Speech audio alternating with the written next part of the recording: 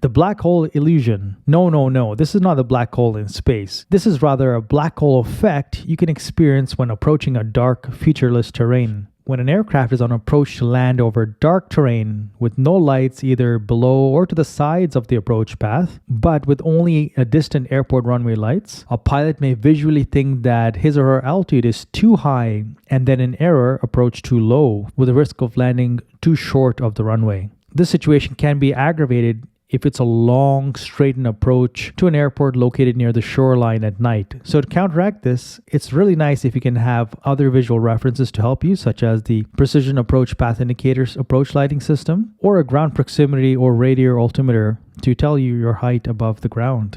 Now we're going to look at 4 types of runway illusions based on the width of the runway as well as the height of the aircraft on approach. So the first one is if you're approaching to a runway that is a lot more narrower than you're used to. Say you're flying at a flight school where the runway is 200 feet wide, but now you're approaching at another airport on your cross country that's only maybe 150 feet wide. The illusion you can experience here is that you can think that the aircraft's a lot higher than it actually is, and it may cause you to do a much lower approach, which is quite dangerous.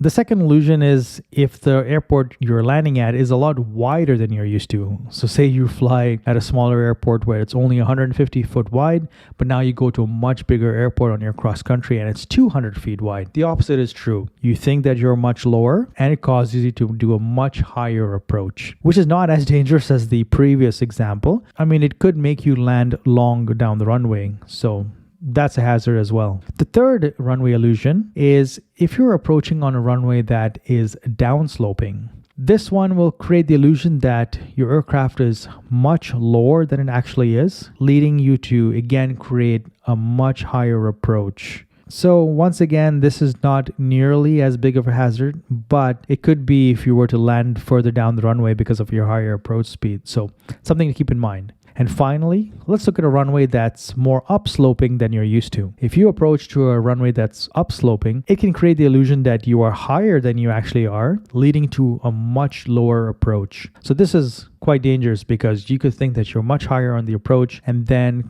approach much lower and probably land short of the runway. So in summary, the illusions that make you think that you are higher than you actually are, thereby causing you to approach too low, are the black hole effect, a narrower runway than you're used to, and a more upsloping runway than you're used to.